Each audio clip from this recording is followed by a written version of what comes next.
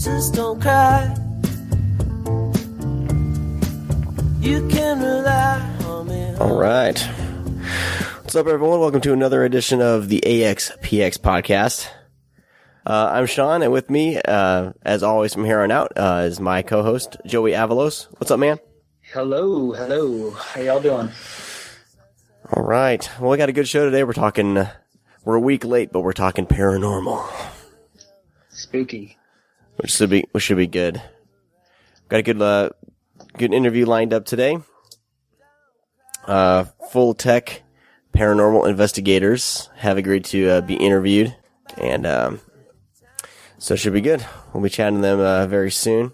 But first, I think we can jump into some news. Here we go. Yeah, cue it up. Yeah, that's better.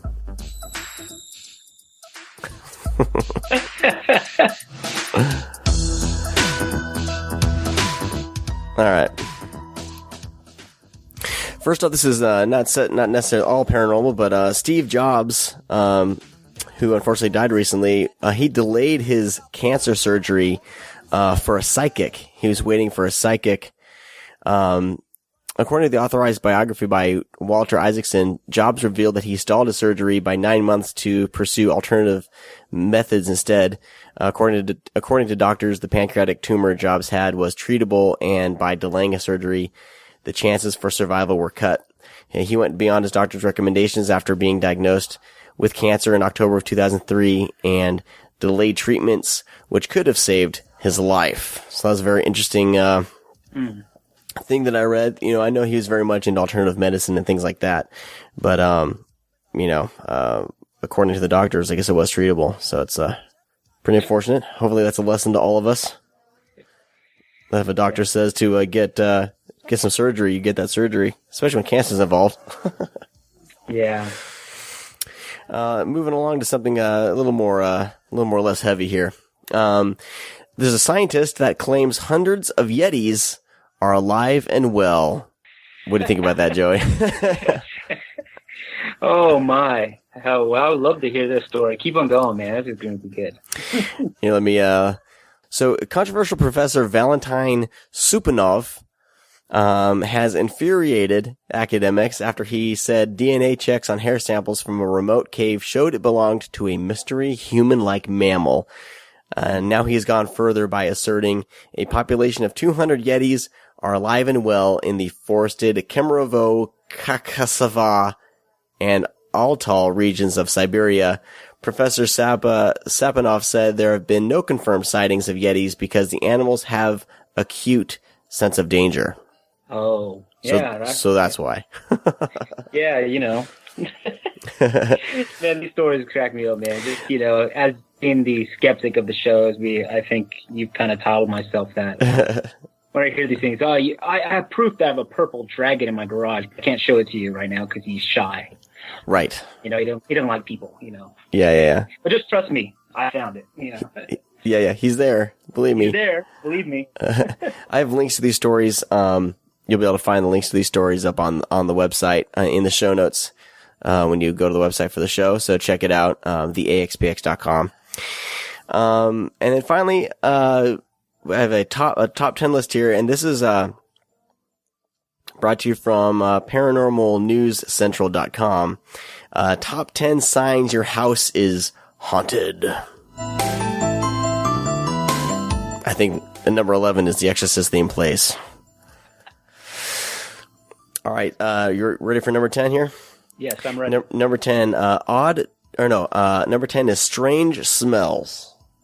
I got that. Yeah, my house has strange smells. Hear that if you've had some Indian food recently. Exactly. Number 9, feelings of being watched. Yes. Okay. Number 8, odd dreams of people or places you don't know, which never happens, right? Always happens to me, actually, Oh, wait, you're being sarcastic. Sorry. Okay. I think most of my dreams involve people in places I don't know. Yeah. So that must mean something. Number 7, heaviness in the air. Number 6, noises. It's pretty general there. I'm sure. Yes. Let me go to the website here. I'm sure it has. I'm sure it's more. I'm sure there's more than that. That's awesome.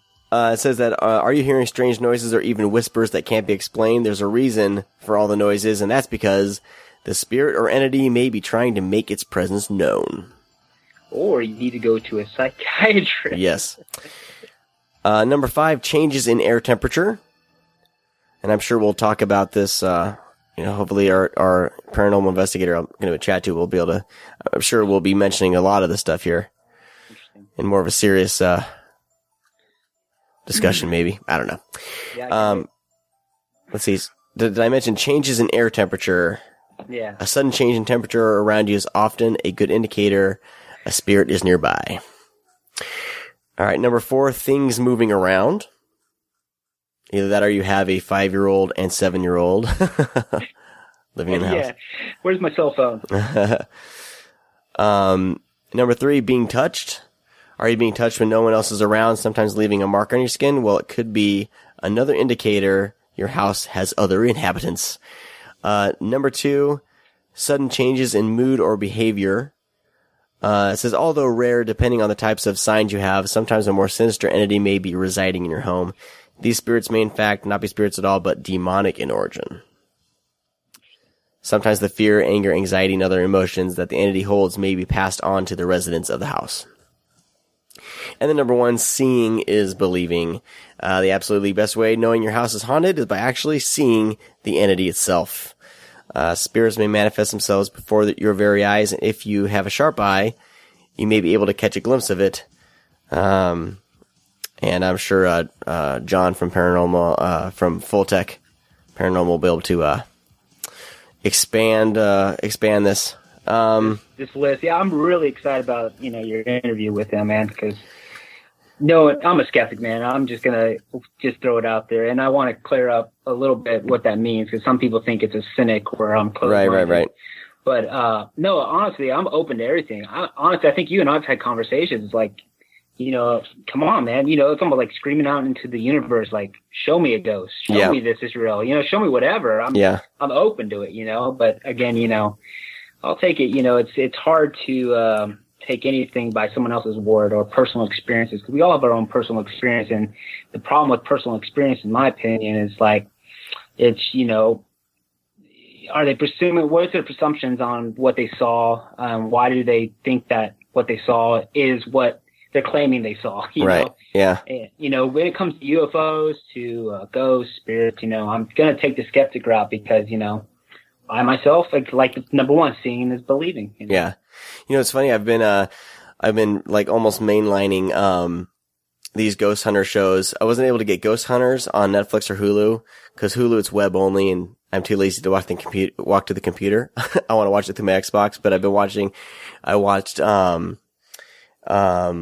Ghost Adventures, and, it's this guy named Zach. I forget his last name. This really kind of eccentric guy. He's my age. He was born in 1977, so he's 35. He's very, kind of outspoken, and his whole thing is he tries to taunt, like, the ghosts into appearing and stuff like that. And the first documentary I watched, he actually, a brick actually gets thrown across the room and, stuff like that. So it's very much like they're trying to show, get something to happen in every episode. So I watched about, I think, 5 of them today, and then I watched another one. It's like a spin-off of Ghost Hunters, where they're in like Europe, and then there's another one called what's it called? I forget the name of it. They all start with Ghost, so it gets confusing. But that one was basically like them trying to actually use technology. I think it was like called Ghost Tech or something like that, and they used a bunch of methods to try to find ghosts and everything, and it was very interesting, kind of diving into this, because, it's very easy to be skeptical in this type of subject, because none of the cameras and all the methods are questionable. So, when watching these, you have to it's almost like the Ghost Adventures is almost very entertaining, to see these guys in the pitch black with their infrared cameras and stuff like that. So it's definitely entertaining, but, it's hard to kind of buy into all of it, just because there's so very little like actual photographic evidence, and there's something called, EV,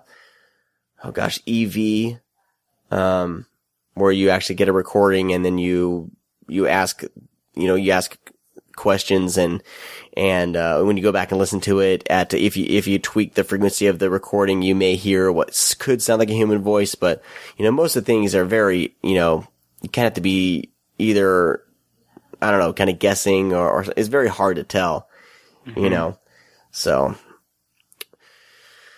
yeah, good stuff. So we'll be chatting with Jon here in a little bit. Do you have anything else to weigh in on our interview today? I know you're not able to, you're in Arizona, so you're not able to meet Jon yourself. No, I'm looking forward to hopefully give you some questions and hear some of his answers. But, I'm interested in what you think about this. What is your, going into this, what do you expect? Are you a skeptic yourself? I don't know if I've really talked to you about this. Yeah. And have you seen anything before? No. Unexplainable? No, I mean, not at all. I mean, and I was telling my wife this earlier. I was the kind of kid that was like terrified of everything. Mm-hmm. So, when I was little, I would always like make sure I was tucked in, make sure my blanket was around my neck. I was just terrified of everything. But, as I got older, that kind of, as I actually started watching like kind of facing my fears and watching like horror movies and stuff like that, kind of facing all those, I just realized that, for me, it was just, there's no real depth to it, or there wasn't any like proof of anything. And, I've never experienced anything. So I'm very much, just actually interested in people who actually are kind of fully invested, because, you talk to most of these people and you see these people on these TV shows and they're very much invested in it, right. They have day jobs and stuff like that. They're doing this on, ghost hunters. The guys are, they're not plumbers, but they're, they're just like kind of, blue collar type guys, and at night they do this because they're passionate about it. So, it's hard for me to really kind of debunk it and just say, oh, you're full of crap. But, in the same time, yeah, there's definitely is a skepticism to it. And I'm just excited to just kind of hear, talk to Jon and just hear from him, like what he is passionate about and what he thinks about it, so, yeah. I don't know if everyone, there are hucksters, like YouTube's full of people trying to just make, ooh, I got a ghost on video. But when you have someone who's pursuing it on the side, on top of their normal job, and who's, using their own, out of pocket expenses, and they're, striving on just, any donation, it kind of takes it to another level as like, well, at least the person who's running this is, he believes something, you know what I mean? And that's interesting to me, and that's why I'm excited to talk to Jon about it. Oh, for sure. And I think there's two things that kind of go against, investigators today, and I was, interested to hear, but, video and photographic proof, with the technology we have today, it's hard to believe anything. My brother, I have some good friends that are great photographers, and they could easily tell you how things can seem to appear in pictures and stuff, the way things to do it, or modify videos and audio, and I mean, any kind of materials out there in technology. I mean, we're so adapt to being skeptic to ourselves now, because I mean, we go see movies now, compared to like, in the 70s or even the 50s, horror movies, compared to now when you go see something, it's like, it's amazing. It is definitely magic, how they make it look so real in our eyes to, believable. Yeah. So, yeah. Yep. All right. Well, coming up after this musical break, I'll be talking to Jon from Full Tech Paranormal. And but first, we're going to do a musical break. So I guess, Joey, this is you signing off. Yes, sir, man. I can't wait to hear what he has to say. All right. You guys can find Joey on Twitter, Joey Avalos, and make sure you follow him there. Well, today, pretty excited about today's show. I am talking to Jon from Full Tech Paranormal. Hey. Based out of Riverside. Woohoo! Riverside, California. That's right, Jon. Awesome. I'm really good to talk to you. Thanks for agreeing to meet me. And that's my first live interview. So thanks for having us. It's a milestone in the podcast. I say us because we're a team. My other teammates couldn't be here. But as the founder, I just want to say thank you for having Full Tech Paranormal on your show. Yeah, of course. Anything for an interesting conversation, I'm always up for that. I'm always interested whenever someone, when I see these shows like Ghost Hunters and things like that, like how does a person get into researching the paranormal?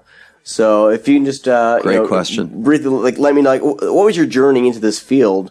Well, I think for a lot of different people, from what I've heard, it's all personal experiences that they may have had as a child or even as an adult. And for me, I had some things happen as a child. I remember seeing what looked like a ghost one time in my parents' window. There was only my older sister and I home. So I knew it wasn't her, and it kind of stuck with me, and I'll never forget it. It was a white shadowy figure peering back at me from the backyard window. And we had dogs, so it was very unlikely that somebody snuck into the backyard to look in the window and was all white. And then the profound thing that really excelled me into the paranormal was I was working for a law enforcement agency and had gone to one of the things that I specialized in and took courses in was crime scene photography. Mm-hmm. And I remember going to a crime scene where there was a dead body, and it was what we call an unattended death. And I had taken a picture, with, my partner who was a deputy. And when I had requested a copy of the photo back from evidence, to attach to a report, there was this white haze or mist that was just floating right over the body. Huh. And it was the exact same shape as the body, or length, I should say. And it really struck me as odd. In fact, I went to my colleagues, and I said, hey, take a look at this picture, you guys. And what do you think? This is kind of strange. There's nothing else in the room that looks like this. And they teased me and they said, ooh, it's a ghost. And I in college was a science major. I was a forensic science major. And so I thought, as somebody who was already interested in some type of science, I turned my focus on paranormal science and picked up anything I could, on the paranormal sciences, paranormal psychology, paranormal investigations, because I thought maybe there's something to it, but then again, maybe there's not. Right. And that's how I got interested and started my journey into the paranormal, picking up a tape recorder and a camera and going into this local cemetery. Yeah. And that was many, many years ago. And that's how I got into it. Great. Wow. You said you studied, were there is there like college courses for like paranormal like you said, like psychology and stuff like that? Like, did you search out those types of classes? Actually, there is courses that you actually can get a doctorate in paranormal psychology. Oh, okay. And there are certain, colleges or universities that offer that. And you'll see on some of the shows that are out there, and some of them aren't on anymore, but they had used paranormal psychologists as a part of their team. Right. With me, I didn't do the traditional college route as far as studying paranormal. I didn't seek out a university. I had already went to college for a degree and knew what I had to do to pick up textbooks, and so I was self-taught mainly, and then got with people or communicated, thank God for the internet, with people who were paranormal psychologists, and interested in talk groups on the internet or chat groups, to where I could learn a little bit more. I was pretty young when all this started. I was, in my early 20s. Yeah. And it just evolved from there to where, to me, you can be book smart or you can be street smart. And I was a little bit of both when it came to this field. Before I start the interview here, you did mention that you had a Catholic background. Yes. Do you feel like possibly because, I wasn't raised Catholic, but you always see like in like The Exorcist and stuff like that. There's, they got to go to a priest to do a cleansing and stuff like that. Did that kind of background have kind of mold you with, your experiences with the paranormal at all? To be honest, was it not a factor? Yeah, I don't think it was really a factor. In fact, I kind of tease and say I'm a recovering Catholic. Yeah. I think that, in growing up and being Catholic and going to church on a weekly basis, I'm sure it set some foundations, for the rest of my life, which, you can take things as positive or negative. Right. But as far as, the religion itself, I don't think it played a factor in getting me interested in the paranormal. Okay. I think it was just something that happened to be a part of my life when I was younger. Yeah. All right, cool. How did friends and family react to you pursuing this, this pursuit of paranormal research and investigation? Were they support? Did you have a good support group from friends and family, or did you run into some kind of opposition, or were you teased about it and like that? Like what? Great question. Sean, I think that it's kind of mixed. For the most part, my parents, bless their hearts, they're in their 80s, and I come from a big family. There's 6 kids. 30 grandkids, or close to 30 grandkids. And my mom and dad, no matter what we do, as long as it's not, illegal or immoral, they support. My dad is still a staunch Catholic. I mean, he went to, to learn to be a priest. If anything ever happened to my mom, he went to a place in San Bernardino diocese called the Strailing Institute. Oh, okay.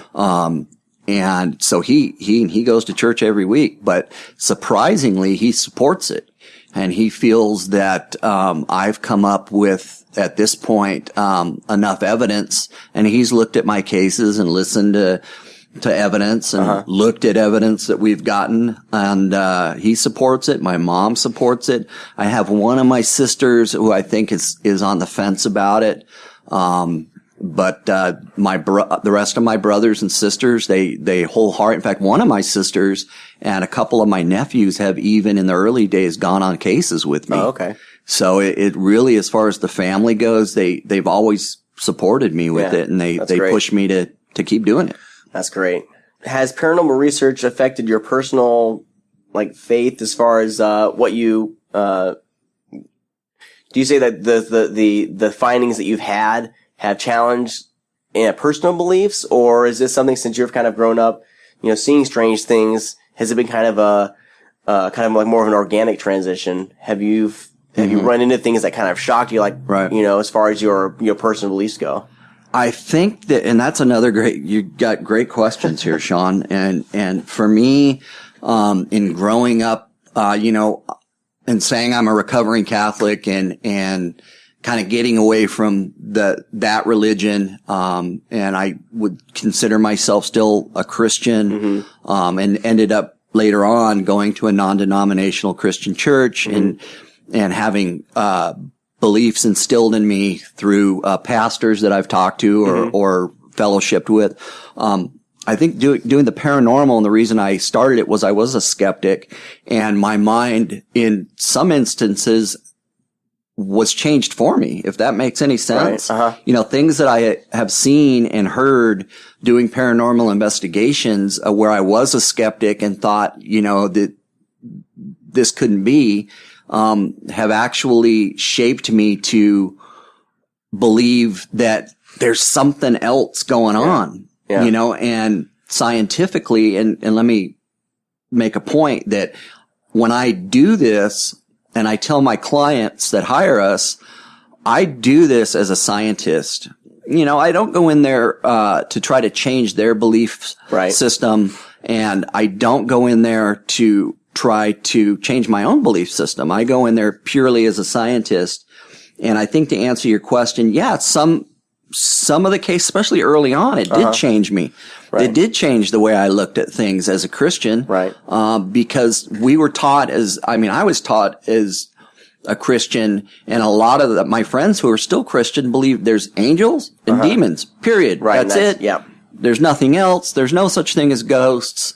But one of the things that I challenged them with was in looking up, certain scriptures. And of course they do talk about, spirits, and the Holy Ghost interpretation was meant as the God coming as a Holy Ghost. And that was his spirit. But then you have, Jesus Christ, who was made of flesh and blood like you and I are, even though he was the Son of God, he was still a man. And Right. so it says clearly in the Bible that on the third day he rose again. And what did that mean? Yeah. Well, to me, that means he walked among his apostles. And I don't mean to turn this from a paranormal interview into a Christian-based interview or Catholic-based interview, but We can recenter in a bit. Yeah, we will. But just, to kind of answer your question and the change it had in me was I went from believing that he was the only one that could do it, ever was come back and appear to his apostles. Well, if he appeared to his apostles, now it's changed my mind, because that's what I call in the paranormal science world an intelligent haunting. So that is that answers your question. Yeah. That's what changed it. It went from believing that he was the only one that could do it to now he was a man like me. Mm-hmm. What other man can do it and come back? Right.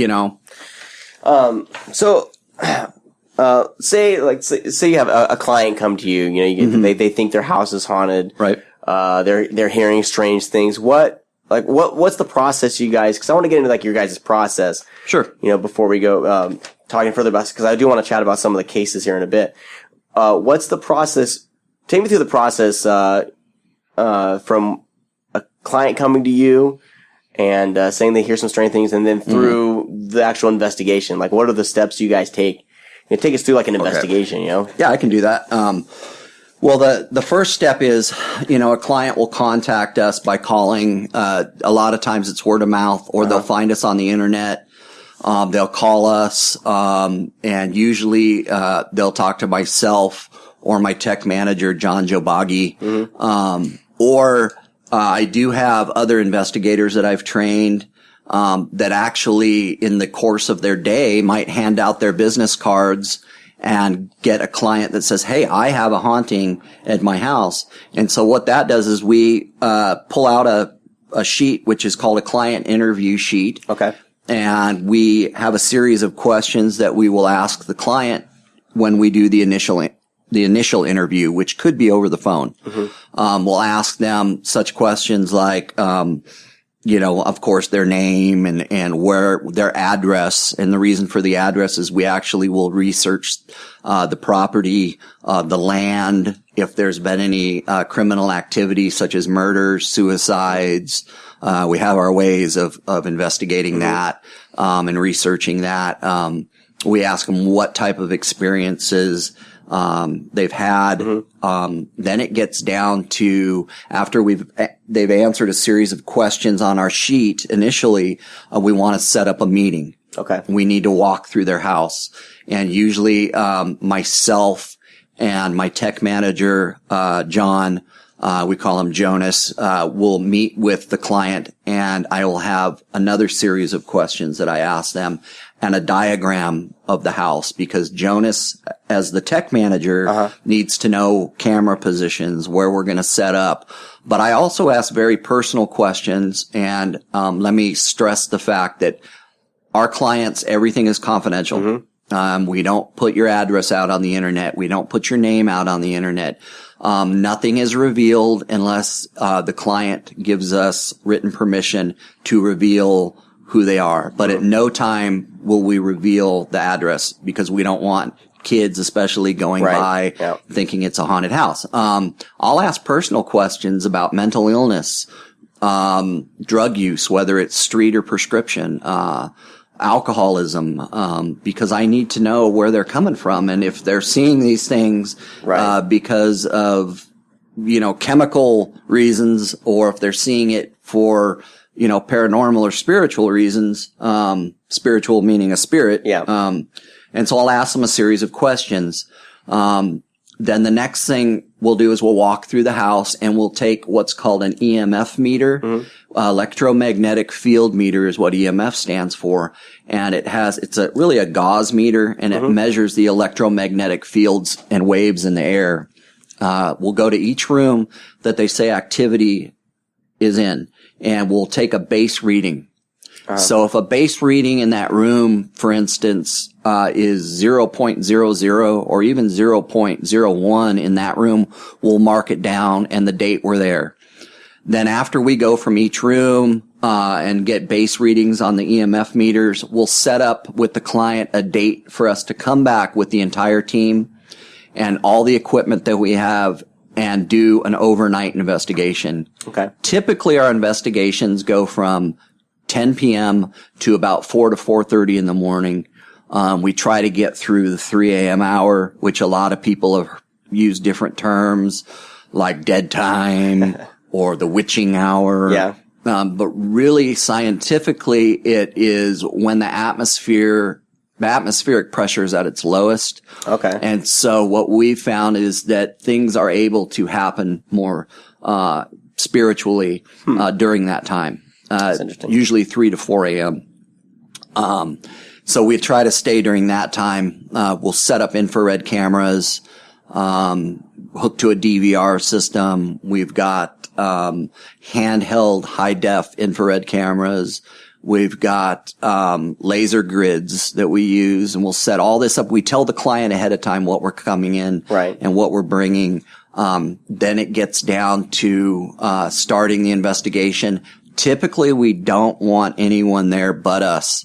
But if the client, is the one that instigates the activity, or maybe their son or daughter or granddad, whatever, then we will ask that person, maybe 1 or 2 people stay, to see if we get a reaction with them in the house. Then after we do the case and the investigation is over for the night, which is the fun part, because it's kind of, it is really exciting getting, like if you get touched or you hear something or cabinets open and close, it's pretty exciting stuff. But I also want to make a point that when I started this, and even today, I don't go in looking for ghosts. Right. I actually go in to give a reasonable explanation as to why things are happening in the home. If you're hearing, I have people say, well, I hear, knocking at night, before I go to bed. And so I'll ask a question like, do you shower before you go to bed? And they look at me like kind of funny, and they go, well, yeah. And so I say, okay, well, go ahead and turn your shower on, the hot water for me. And so then they'll do that. And then the next thing I hear after they turn it off is, and their hot water pipes aren't strapped down. Right. And they're knocking. Okay. And that's the knock. So that's a reasonable explanation. So then once we're done with the case and being there overnight, the hard part comes. And this is where I lose folks that want to be paranormal investigators, because it's not all fun in the dark. It's research. You have to go over every second of every clip and every second of audio evidence. Yeah. And you have to sit there for hours upon hours going over it. And I train the people to what to listen for and to have heightened senses to these things. And then once we have found, evidence, we isolate it and we save it and we call the client and say, we're ready to reveal to you. And then we reveal what we found. Now, if nothing is found and it's all reasonable explanations, we tell them that too. Oh, okay. Yeah. And that's a case, basically. Right. Case closed. On to the next. Yeah. But not always case closed. Okay. Because I do get people that say, look, this thing is driving us crazy. It's scaring us. We want it out. Okay. People ask me, what sets you apart from other groups? Well, the groups that I'm seeing, and not all of them, there are some, but we do what's called a house cleansing.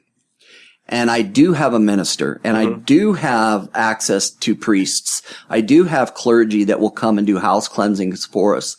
And I myself am trained in doing house cleansings. Okay. And if you are, let's say Catholic, then we'll do a Catholic cleansing. If you don't have a religious belief, if you are agnostic or you don't have a belief in anything, then we'll do a pagan cleansing. We'll do a ritual Indian Native American type cleansing. And I'm trained in that. And in fact, one of my members and another thing that sets us apart is I use mediums. I never believed in them before. Yeah. But the mediums that I have, I've tested.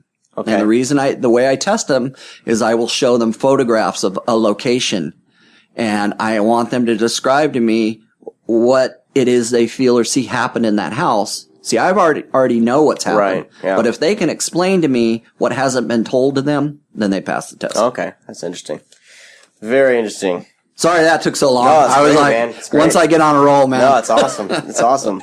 My co-host Joey, who can't be here because he's in Arizona. Hey, Joey, sorry you couldn't be here, bro. He wrote up a few questions, and he wanted me to kind of throw them in like conversation, but I thought it'd be cool to have kind of his voice in the show here doing this. So this may be some things we may have covered, but we'll Sure. go through them again. Let's do it. More specific.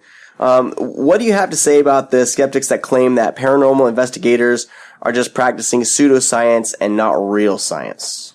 I get that quite a bit, and everybody's entitled to their opinion, and I'm not one to ever change anybody's opinion. I myself, as I stated earlier, came into this as a skeptic, and still to this day on certain issues, I am a skeptic. Mm-hmm. But I think that a pseudoscience can date back to, when we thought the world was flat. Right. And there were pioneers that set out, that you could even call scientists because they wanted to prove that the world was round. And they had people that were doubters of that. And you have, physicists who are talking about things like the string theory and parallel dimensions. And that's actually what we're doing here is we were trying to scientifically explore parallel dimensions. And who's to say that, these things that or entities that we feel are ghosts in our society aren't looking at us as ghosts in theirs. Right. Yeah. But I say bring the skeptics on. Yeah. Because they have a place here too. And that's, if we didn't have skeptics, then it would make our job real, real easy. That's true. So I know we touched base on this earlier. Why does it seem that all investigations are conducted at night? Does the night/dark have anything to do with it? I know you didn't mention kind of the 3 a.m. to 4 a.m. is kind of the witching hour. Is that pretty much the explanation, or are there more? No, you know what? It seems like that. And it's funny how television shapes our lives. And in fact, not to get off subject, but my son, who's a teenager, he doesn't even have a cable box in his room anymore because he's an artist and he doesn't want to be influenced by that. And so I think what we're watching on TV, every case that's done at night in the middle of the night and because it's spooky and what's in the dark. But in actuality, we've done cases during the day. They're rare. But when I hear from a client that things are happening during the day and at night, I would rather do a case, to be honest, during the day than stay up all night. I really would. So it could happen during the day or at night. I think that, the intrigue and the mystery of nighttime and darkness sells. Yeah. And so that's why we see it on TV. Yeah. But here in the world of non-TV paranormal investigators, that aren't doing retakes and we don't have Hollywood with us, we're doing it during the day too, when it calls for it. Yeah. But at night, when we do cases at night from 10 a.m., like I said, 10 p.m. to about 4:30, and you and I, Sean, touch base on it, that there is a lower atmospheric pressure between 3 and 4 a.m. And we have found that more things come out and more things happen during that time. And when things are dark and quiet and peaceful, we find that more things are, accepting and they'll come out and do what they're used to doing in the home. If they don't feel threatened. I mean, if we go in there during the day and it seems like a lot of like shadow people, that's, a term for, spirit or dark energy that passes through hallways, and you've seen it in different shows. Like, I saw a shadow person. Yeah. You really wouldn't be able to see, you can see a shadow person during the day, but it just at night, I think that, more things happen at night, and it's one of the things that we're tapping into as to why. And that lower atmospheric pressure is one of the things that all investigators, I think, are finding true. Yeah. Well, that's interesting because a lot of superstition and folklore and stuff like that, all the spooky stuff happens at night. I mean, we just had Halloween. I mean, Great Halloween, point. It's all about, spooky stuff in the night. And there's got to be something for that, there's got to be something to that. Well, it would almost be like watching a horror movie without the music. Yeah. It really wouldn't be much of a horror movie. Yeah. So, and we're not trying to contrive anything by having things at night. It's just the way that it's played out. Yeah. It's when people say, and a lot of people are, when they're settling in and and I think a good point to make about the nighttime is these people who are our clients, I think, are most vulnerable. Right. Yeah. At nighttime when they're relaxed. Yeah. When they're in, a state of laying down and resting, or they're putting the kids to bed, they're more vulnerable to things that'll happen at night. Yeah. Yeah. All right. So how do you know, for sure that you're dealing with something paranormal? I mean, is there, when you're on a case, with some instances that you guys have, come by, as far I know there's one case where I don't know if it was you or someone else felt somebody pulling at your leg hairs, right? Right.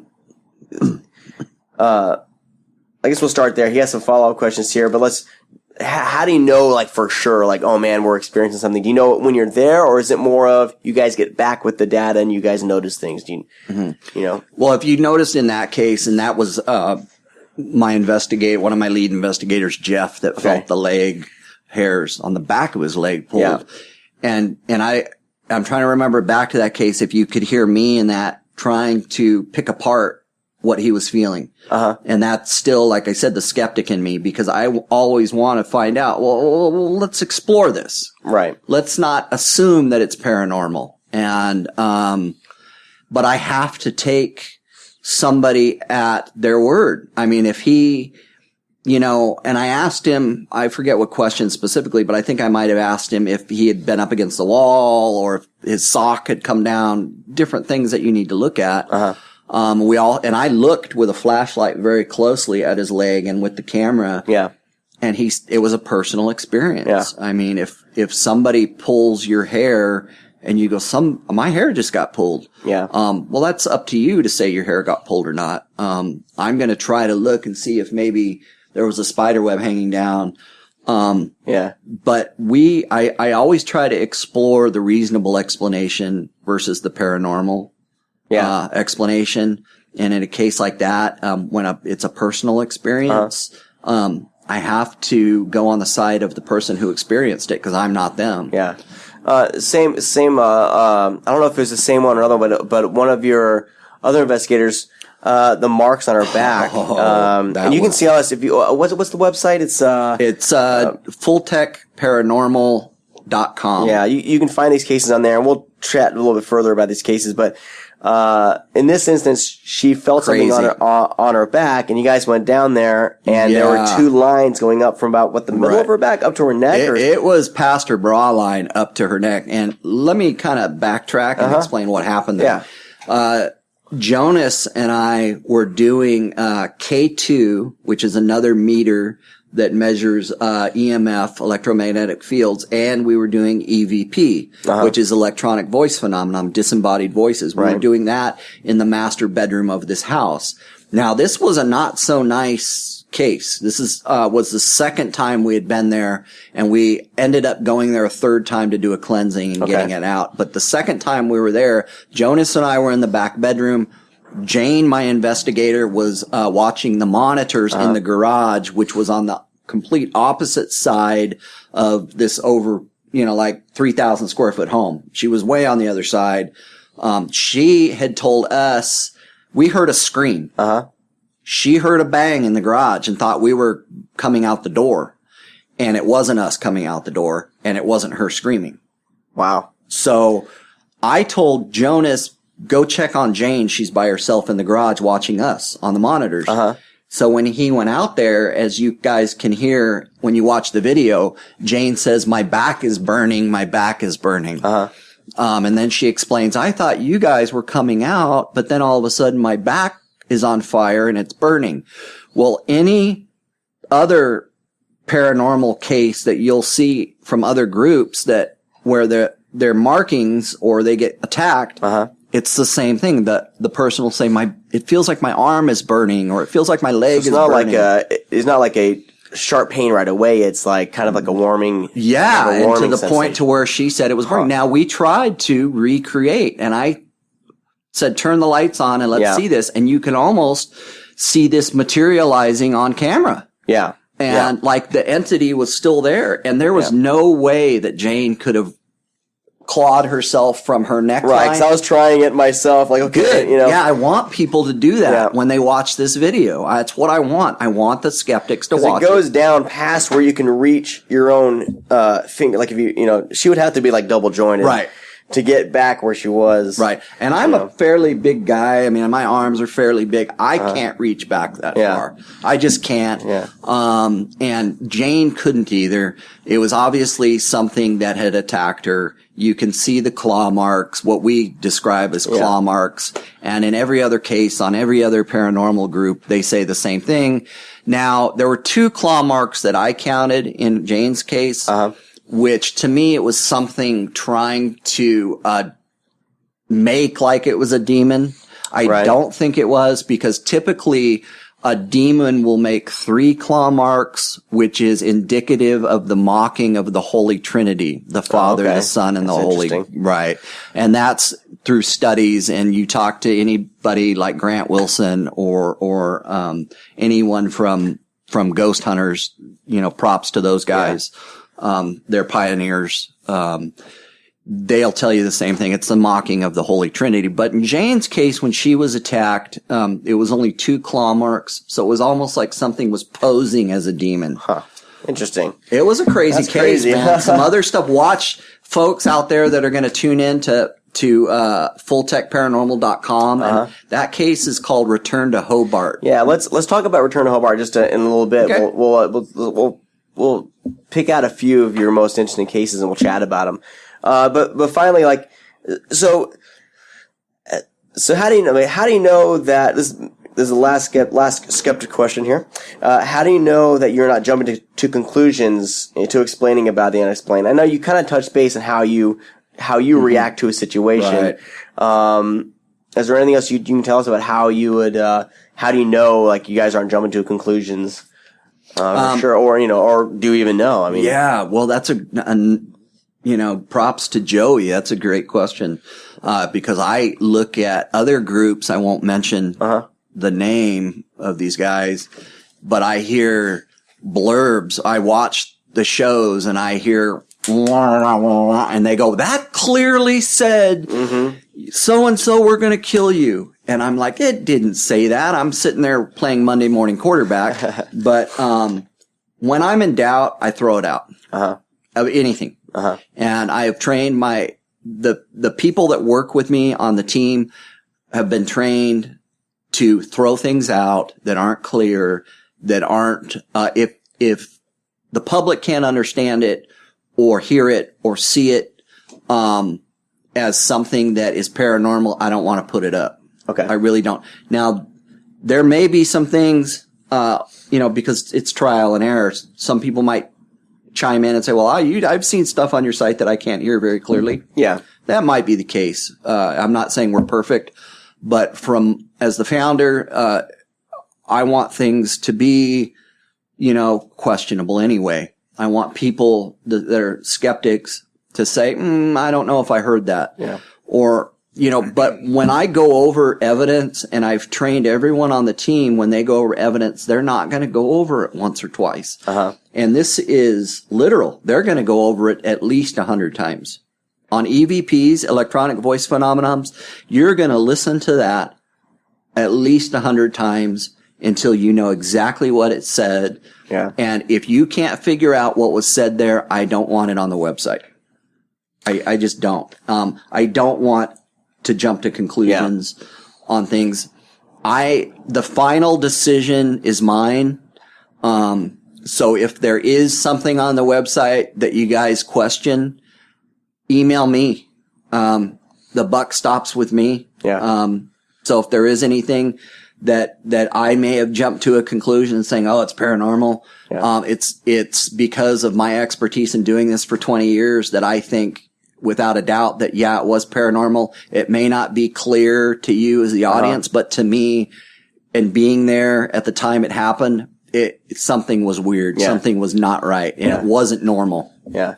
Well, let's talk about a couple of the more interesting cases. Like was it the Koch house? The one we were just talking about with the marks on her. That was the Hobart case. The Hobart case. Yeah. Okay. Crazy case. Let's talk about the Hobart case. We can be brief. I mean, people can go on the website and look at this further. Right.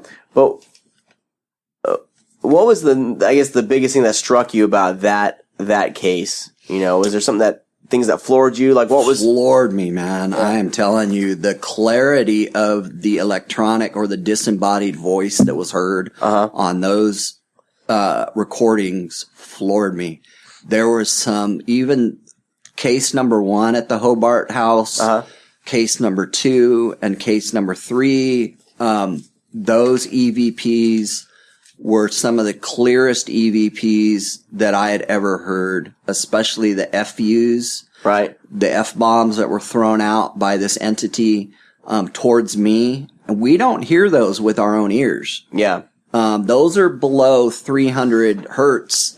And we don't hear them with our own ears. It wasn't until we reviewed the evidence that we were just, whoa. And you know that these are kind of reactions to something you say, right? Because you're listening back to something you say, and then it's a sound immediately like after. Right. I had asked, because in every case, every time we went to the Hobart house to do a case for those folks, we were getting reactions from the entity by knocking, and the knocking always came from the attic above us. And we also heard in some instances like running in the attic, like something was, and I'll do it here on this desk, like this. Like something ran across the attic. And then I would ask a question, a yes or no question. You knock once for yes, knock twice for no, and we would get the knocks. Never down below though.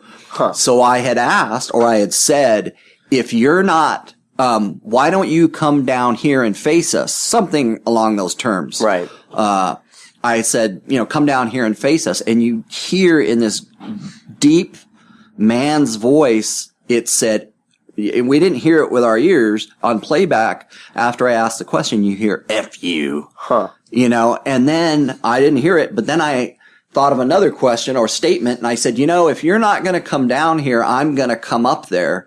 And then I think it says, without hearing it now, I think it says again, F you, come up then. And when I played that back, it just blew my mind. And that was the same time, I believe, that Jane was attacked. It was the same night. If you look at the video of I was attacked, I didn't hear any of this saying F you, come up then. Yeah. So what did I do? Yeah, you went up there. I went up there. I went up by myself, and something actually went through me physically and gave me vertigo. It darn near knocked me off the ladder, and it wasn't safe at that point to be up in that attic alone. And Jonas said, come down. Let's not, you need to come down. I'm holding the ladder. And then in that same night, his ankle was grabbed. And you can see in that video clip what looked like a thumbprint on his ankle. I got up real close with the camera and the light. And it was the wildest night at Hobart. So this was more of a kind of a violent spirit something. And it had always been to those people. Even though some people were telling me that they think it was a demon, and I just had to say, I really, at the same time, there weren't signs that it was, even though it was violent, there was no bad odor, there was no, the marks on Jane were 2 instead of 3, and I know that's splitting hairs, but there's something called a wraith. And a wraith is, human or spirit that was, or once walked the earth, that was, the meanest person on earth. And then when they die, they're the same. they're just as mean when they die. And it sounded to me that whatever we were dealing with there was a wraith. No, did the house have like a history with someone like that in the house or in the No. neighborhood? So you guys No. didn't find anything through the research? I researched violent crimes. It had been originally reported that there was violent crimes at the house at one point. I never found evidence of that. Through the research we did, there was never any police calls there for disturbances. There was never any deaths that we could find, of violent deaths. The one thing that we did find, that the land was once, farmland and that there were migrant workers. And the one thing that you out there, if you know Southern California or Moreno Valley is where this all took place, Moreno Valley, California, there are no cemeteries in Moreno Valley, California. So back in the day when you had migrant farm workers or farm workers, and this was, however many years, 100 years ago or 60 years ago, whatever, where did they bury their dead? Yeah. They buried them right there. Right, So, even though we didn't have physical evidence that somebody had been buried there, when looking at the old photos that we looked at, that it was a farm, a working farm, we really came to, and then speaking of jumping to conclusions, but what I look at a case and what could have happened, I say, well, it's almost a deductive reasoning, behind what our decisions are on what it could be. I'm not saying that it was a worker that was buried there, but that could have been. Right. Yeah, you don't have the hard facts, but you have. Exactly. Something was there and it was pissed. Yeah. Well, that's the thing about these things. Like, you don't know how old these spirits or entities are, because history only goes, especially modern history with like police records and stuff like that. It only goes back so far. Correct. Correct. Now, was this the only homeowner that lived there, or had like there been a history of this type of reports from like previous homeowners? Did you find any of that kind of history? No, we didn't. And in fact, we understood that the person that lived there previously was single parent, raising a couple kids, and that nothing past that. There was, like I said, no violent crimes. Yeah. Then the owner of the house, these were actually the people that hired us were renters. Okay. And that's where it started, was with them. The owner, we didn't get stories from the owner that they had ever experienced anything. In fact, the third time we went there, we did a house cleansing to get rid of it. So for the house cleansing, what did you guys use? Did you use like a priest, or was there? We used a minister who I have on my team, and we did a pagan ritual with different herbs, with sage and thistle and sweetgrass, and and we put it all in the abalone shell, and and we start at one end of the house, the back of the house, and we work our way towards the front, saying, certain, incantation, if you will, or prayer, or however we're going to do it, till we push it out the front. Now, in this case, you could actually, with the human ear, which is very rare, hear something screaming. Like we were killing it. Yeah. As we were pushing it out. And I believe that that's on our website as well, the screams. I'd have to go back and see if Jonas still has that up on our site. But I believe all three of the Hobart encounters are all up on the site still. Weird case, man. That was one of our, it really was one of our more interesting cases. Yeah. And, but I can tell you this much, we haven't, the owner ended up moving into the house themselves. Yeah. After the renters left. And they have our number. They have never called us back after that cleansing. Wow. In fact, all the cleansings that we've done to houses and cases that we've had, we've never been called back. So it's so interesting about the cleansings, because you said you keep them at whatever the personal preference of the, homeowner or the renter. Right. Which is kind of funny to think about, because you wouldn't think that a spirit would have a personal preference, who is running it out there. But it seems like She's very interesting that it's just these are things that kind of show the spirit that they're unwanted and that they're right. And what I tell exactly, and what I tell the clients, and the reason we do it according to what the clients believe is because it really comes down to your belief, and it's your home. If you're having a problem in your home, please call us. But if it's something that you haven't been able to deal with on your own, and you call us, we're going to always tell you to take your house back. What these things try to do is it's called conquer and divide and conquer. They're going to try to split you up as a family and, to get you out of their house. And so we want you to take your house back and you physically stick together as a family, and all of you as a family, whether there's just one of you or 5 of you or 6 of you, will say out loud, together, this is our house. You are not welcome here. You must leave now. Wow. So, and always rely on your faith. Yeah. You know. That's great. Well, I think we're almost out of time here. It's like one of those things like I could keep picking your brain about this stuff. This is great. Maybe in the future, maybe next year, next October, I'll have you back and we can absolutely chat some more of these stories from the houses that you've encountered, and I'm sure you'll have plenty more cases by then. Big things. We actually have some big things coming up this year and next year, 2013.